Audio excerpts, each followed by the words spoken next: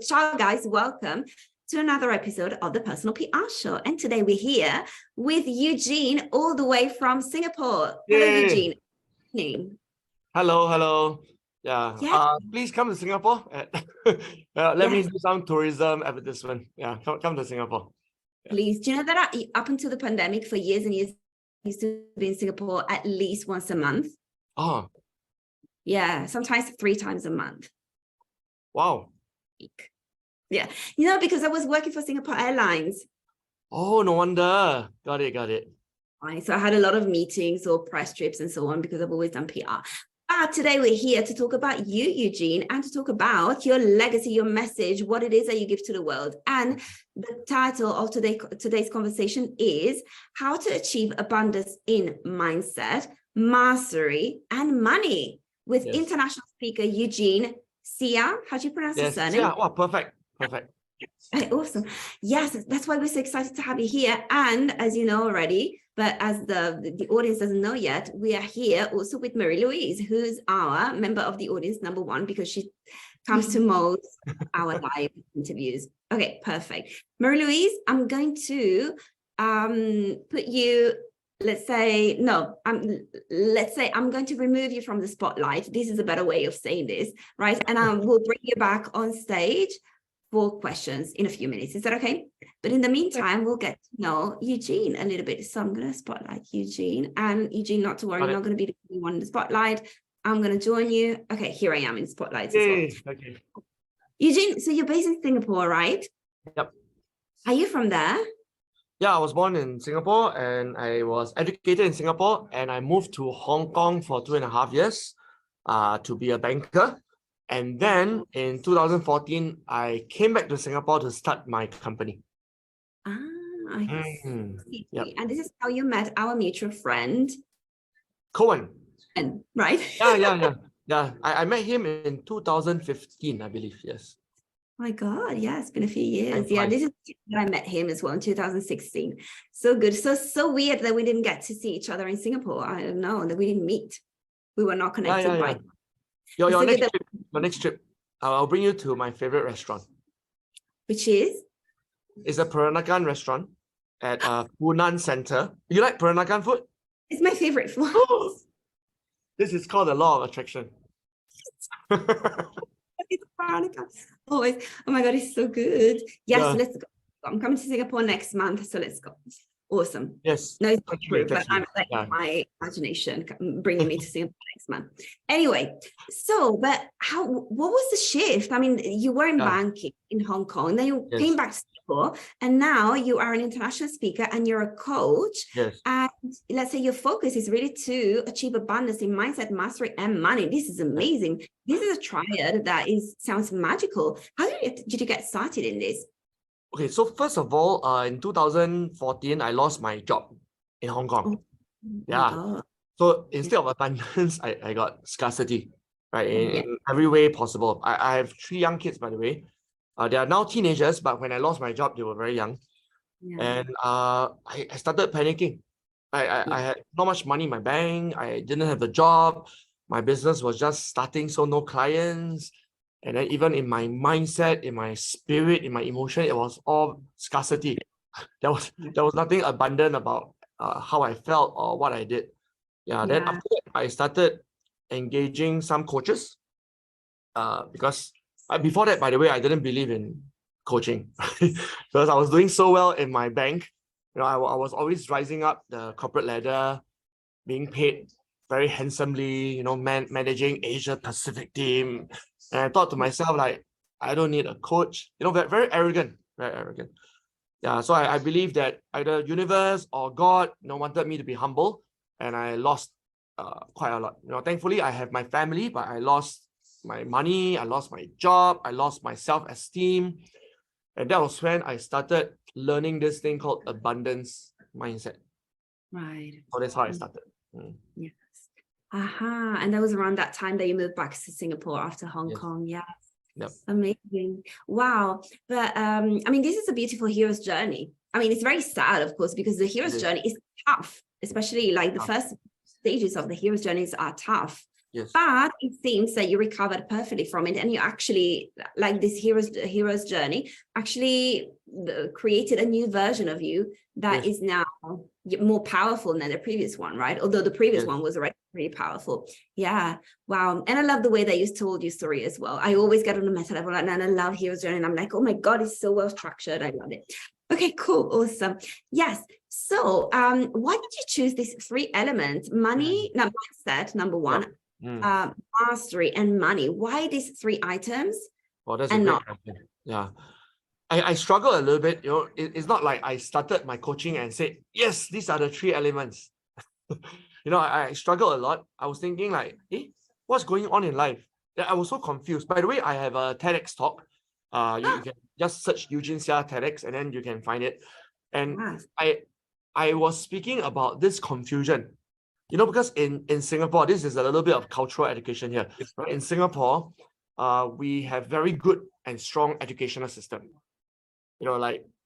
Kids have compulsory education, and Singapore has always been the top in terms of mathematics and the sciences. Yeah, so it's quite ironic that someone like me, who scored well in sciences and mathematics and did well in my corporate life, would be like lost and confused and out of job and out of money. It's like a big laughing stock. It's like a big insult to the whole educational system.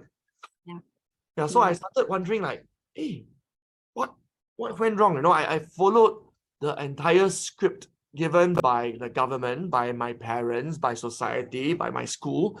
So what went wrong? Then I realized that the world has changed. I mean, all the more after COVID and all the more after ChatGPT, right? The world it's crazy, and then cryptocurrency went up, cryptocurrency came down. The world is so different.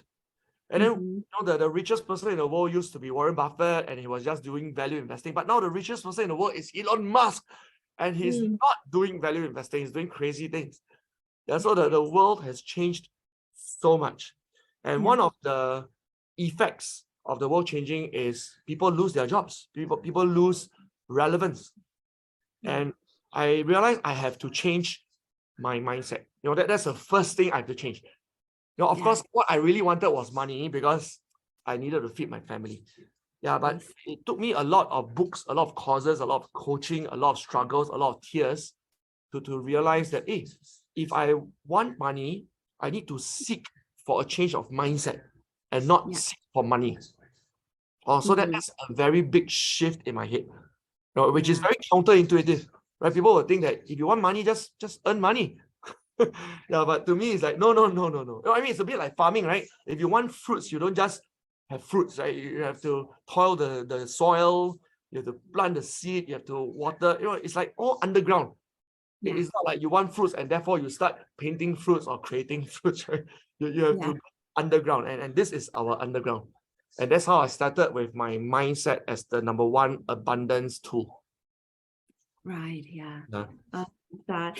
And what led you to mastery? I'm really curious about, because a lot of people talk about mastery and money, of course, and they are well connected. They're with one another.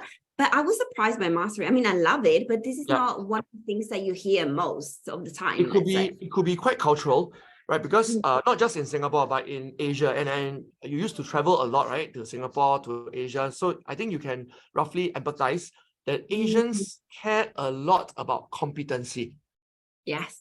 Right? Even Japanese, I just came from Japan holiday, and the Japanese chefs, they're crazy. They can go 50 years just putting a piece of raw fish onto a piece of rice. It's like, it's like 50 years.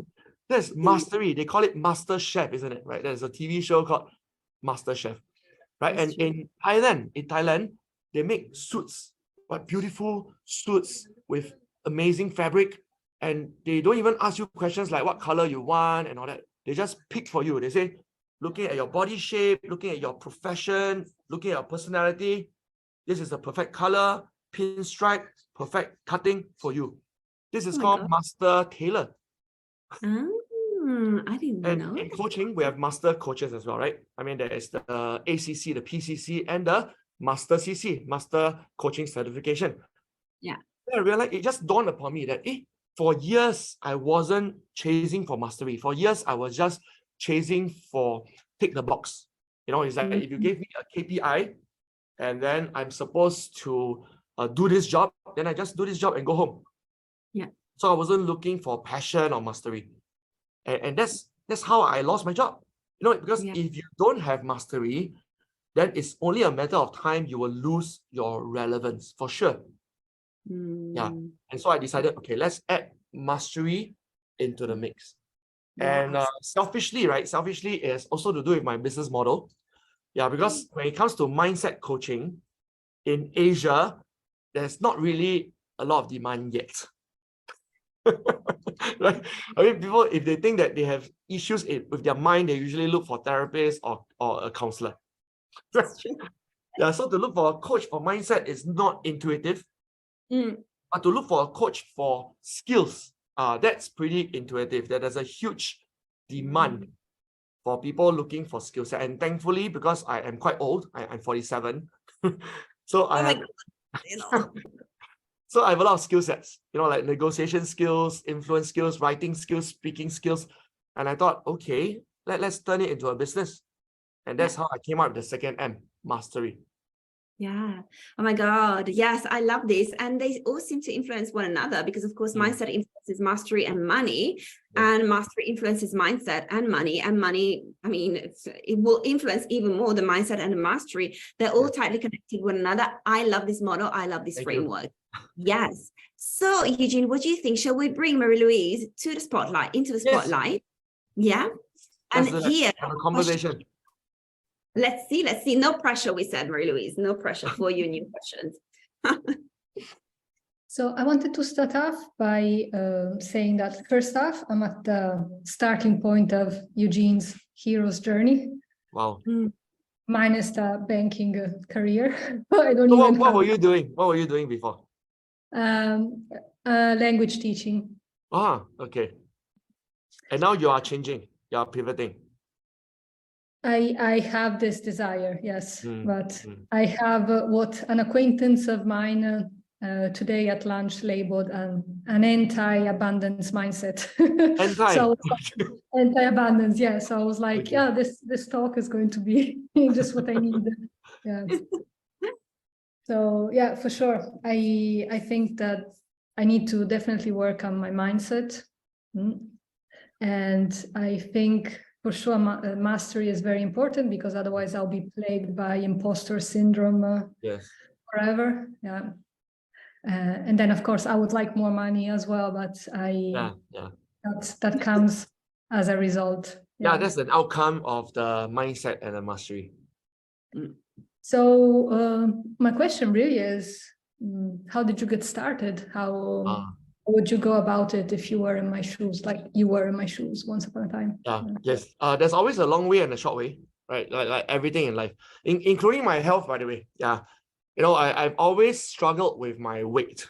Right? It's not so obvious now, but I've always struggled with my weight. And I thought, okay, a very long way is to slowly eat healthy, slowly exercise, right? That's a very long way. Of course, that's sustainable way. But I wanted a quick way, right? So I decided to hire a coach, a fitness coach. So within 3 months, I lost 11 kilograms. In Singapore, we count by grams. Which is quite great. It's like half a human being gone, and then I became looking more regular and more average, right, rather than obese. So this is an analogy, because a lot of times we want to start something like a business or a new career, and we think like, okay, maybe I should just do it organically, slowly through practice, I will improve. I mean, we can just like Olympic athletes can slowly swim and make it. Maybe by 60 years old, they could join the Olympics, right? But they don't, right? At the age of 6, they hire a coach. And then at the age of 19, they join the Olympics. Yeah, so I strongly believe in investment. I mean, it will be quite a hypocritical thing for me to want people to believe in me and hire me as a coach, but I don't want to hire anybody as a coach. Yeah. So even till today, this is my 8th year in running a coaching practice. I'm still hiring a coach. Yeah. So I would say the starting point is always to look for a coach, right? That's the starting point. But at the same time, there is a problem. There are a lot of people, they hire a coach and then they are just waiting. They are like, waiting for a coach to give them instructions, waiting for the next session. So I would suggest you take ownership. That means in between your coaching sessions, you are experimenting, right? You are doing things for yourself, even without your coach participating, right? And if these two things can go on at the same time, that means the coach is guiding you and then you are experimenting by yourself, then things will be a lot faster. Does this make sense? Yeah, thank you. Okay. Oh, that's your only question? Wow, that was easy. Marie-Louise, you already have a couple of coaches, right? What are your coaches for?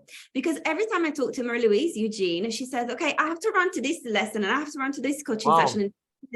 For example, we have the same personal trainer. This I already know, right? And then what else do you have, Marie-Louise? Well, I've been working with MJ, who you know as well.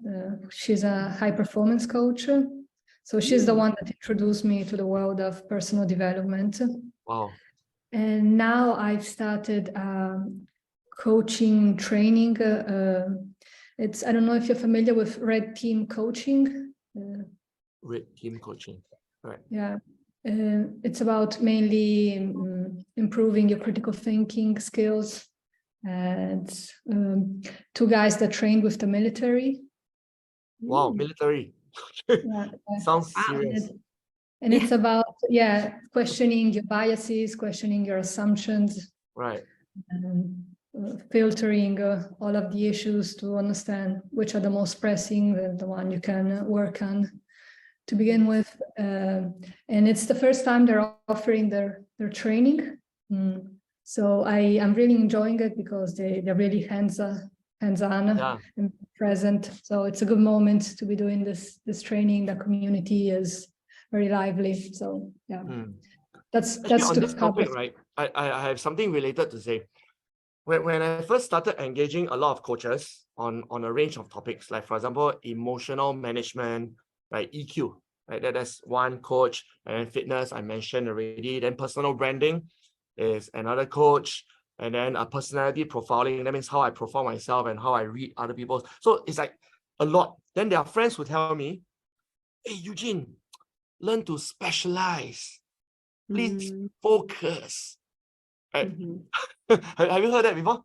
Like there will be people saying like, "Hey, don't be distracted by so many things, learn to focus."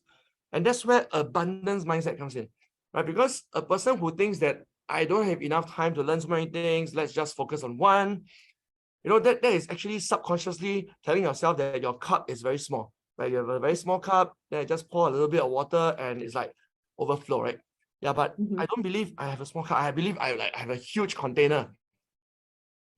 And therefore, no matter how many things, like for example, now I'm certified in like a whole list of things, but I feel like I'm only getting started. I have still another 40 years to, probably I'll have another 40 years to live. And there's so much more mastery I can gain, so much more knowledge I can gain, so much more network I can learn from. And so this is what I call abundance mindset. No, that's interesting you say that, because many people are telling me the same thing. Your friends were telling you, they were like, you need to find your niche down. Yeah. And I feel like, I'm all over the place and people won't recognize my mastery in anything. But at the same time, my personal experience, I had a long history of eating disorders, and my recovery came from working on many different things. So on my mind, but also my body and trauma. And so I'm like, in order to really improve, you can't have narrow approach. You need what I call 360 approach. 360, or I call it ecosystem approach, which is why I chose 3M. Of course, I can have the 4th M, 5th M, 6th M, 7th M, and after a while, it gets confusing. So I chose, let's limit myself to 3M first. And these 3M, quite intuitive, make sense, they synergize with each other. And there'll be people who tell me, hey, it's confusing. You should focus on only mastery coaching, forget about the mindset and money part. And I say, no, this really resonates with me. I want to do all three. Yeah. Plus the three of them, You the give three me items hope. next anyway. Yeah, they sort of make sense, right? Together. Yeah. Yes, Marie-Louise? I was saying this gives me hope because I was feeling like I was going about it all wrong, and I had to just specialize. The other thing is about, related topic, right? About time management, right? Because the only thing we can't really control much is time. We can control money more than we think, but time is like same, 24 hours per day, 7 days per week. And then most of us have 80 to 90 years on earth, right? It is like limited. So no matter how much abundance mindset you have, you're going to live up to 90, right? Maybe 120, that's it. I don't think the abundance mindset will cause you to live until 250 or 350, right? So at least for now. And therefore, I feel that, okay, that's really one area we should focus on so that this abundance mindset is not an airy-fairy concept, right? It is really tangible. It is really practical. And I coined this phrase. I call it stacking. I thought I learned it from somewhere, but when I Googled, I couldn't find it. Yeah, so apparently I coined it, right? So stacking means within a single block of time, we can do 3 or 4 things. By the way, I'm doing something right now. I'm cycling. Yeah. Right now? Right now. Because Oh my God. I bought a stationary bike right in front of my computer, so that 2020, year 2021, right? Can you imagine all of us have lockdown, right? And then a lot of people started growing fat or unhealthy. But I told myself, like, wait a minute, if I'm going to be stuck in front of the computer for 8 hours, I want to be doing something active. Yeah, so this is just one example. Yeah, but I could never tell, because if you're cycling, you're going, theoretically, you're not stable, right? But you look totally stable. If I'm really cycling very rigorously, then you can see, but that will be rude. And that will give people migraine. Yeah. So hey, so I try to disassociate right my body. So only my legs are moving and then my body is trying to be as stationary as possible. We've never had, you're the first cycling guest here on the Personal PR show. Okay, so that's a small example. You and cycling. Yeah. Another example is because I'm a coach. So can you imagine my entire calendar is booked out by either private coaching or corporate coaching, right? Then once again, I'm thinking to myself, like, do I want to be sitting in a meeting room? Do I want to be like at a coffee table? Do I want to be on Zoom? Or do I want to be out there beside the beach walking? So I invented again this phrase called hike coaching. So they book me for 2 hours and we go hiking together and I coach them for the entire hike. Oh my God, that's amazing. But what happens? So I'm going to play devil's advocate here. Eugene, what happens if they want to take notes? Are they going to take audio notes on their phone then, if they want to take notes? That's a very, very good question. Some people actually tell me, like, hey, if you don't mind, I want to take notes, right? So I struggled a little bit with that. Number one, we could always stop somewhere and then the person write down 2 sentences, then we continue walking. Number two, which is my most recent preference, is that please be super present during the 2 hours, right? Absorb it in your spirit. And after that, when we are resting over coffee or drinks, then you write your notes. And if you're already forgotten by then, that means you have not really listened to anything for 2 hours. Oh my God, this is amazing. Wow. Eugene, we are approaching the end of our conversation, unfortunately, but I don't have a too, let's say, bad conscience, because I know that it's very late for you. It's 11 p.m. So we're happy to get you to bed from cycling directly to bed. But I do have one last question, which is a question that I ask everybody. Some people are like, what is this question? Okay, the question goes, what is something that I haven't asked you over the past 28 minutes, but I should have asked you? Wow, that's a very, very comprehensive and deep question. You can make it as deep. You can make it deep. You can make it superficial. Okay, I'll make it deep then. Yeah, because so far I've been sharing it as if it's very easy, right? It's like, oh, so easy. Just combine 2-3 activities together, and then now you can achieve 3 things within one lifetime, right? Yeah. It's so easy. It's like, wow, you were a banker, you lost your job, you were broke, and then now just started a coaching company, became successful, became international. I think I made it sound too easy because it's a short interview. Yeah. So with this the last thought I want to leave with the audience is that it is not easy, right? It is far, far from easy. I've met so many people because I mean, all of us are so active on LinkedIn, on Facebook, on Instagram. So there are a lot of strangers who connect with us, right? And say like, hey, I like your lifestyle. I also want to be flexible. I also want to impact lives while being financially rewarded. And then they actually became a coach, right? So they joined me on the journey for 3 months, 6 months, 12 months. 80% of them already dropped out and found full-time jobs. Wow. They just couldn't do it. They say like, Wow. I cannot imagine how hard this is. Yeah. But imagine, like we say it's flexible, right? But the word flexibility also means that they can end up doing nothing for the whole day. Right? They wake up instead of, I wake up generally at 6:30 a.m. Right? But they wake up at 9:30, 10, and then after that they go for a very late breakfast. And oh, it's lunchtime already. Haven't done anything much. And then oh, now after eating lunch, feel very sleepy. Let's take a nap. You know, like the whole day. Just what do? Do you get new clients? Did you coach anybody? Right? So I realized that without discipline, you know, without a system, a person can give up very easily, right? Because the money is not coming in, and then you feel that you haven't really achieved what you set out to do. You know, and people give up after 6 months, after 12 months. Some lasted for 24 months, but still gave up. So 8 years is not easy. And I'm thankful that I have mentors who have done it for 20 years, 30 years, right? So I look at them and I know for sure that this is a worthy journey to take. Yes. Yeah. Wow. Okay. So this is amazing because there are lots of people here in this audience, in this community, that either they already have their own business or they would like to, you know, start their own business. And it's good to know that, yes, they can make it, but they need a lot of discipline and commitment and a lot of routines as well, like getting up at 6:30 in the morning or cycling at 11 p.m. under the Yeah. Oh my God. I mean, there are a lot of, a lot of people make it look too easy. You're right. Yeah. That's why I wanted to just counterbalance a little bit to show people it is hard work. But if you put in the work, right? Just like I love to use sports as an analogy. I used to play basketball, by the way. Yeah. And if you put in the hard work of constantly dribbling, shooting, then you end up being quite accurate, right? You end up having your stamina quite strong. You end up being someone like Michael Jordan. Right, but if you like, oh no, I prefer to go for a drink instead of shooting the hoop, then you will never end up like Michael Jordan, right? It's not by accident. It is pure hard work. Yes, absolutely. Yes. Yeah, totally.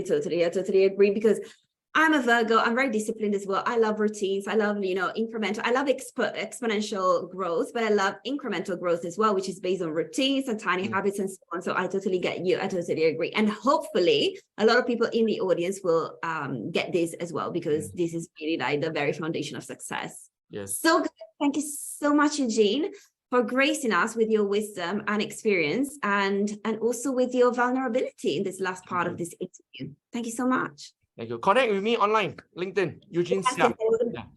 Absolutely. We are going to include all of your links. Okay, wonderful. So good. Awesome. Thank you so much. And thank you, Jessica. Thank you, Mary Louise. Great to meet you, Eugene. Come to Singapore. I treat you to my favorite Peranakan food, okay? Let's go. Let's go tomorrow. It's the first time. Thank you. I'm sure that I will meet you very soon. All right. Take care. Hey, good night. Mary Louise. Bye-bye. Bye. Bye, guys. See you very soon for another episode of the Personal PR Show.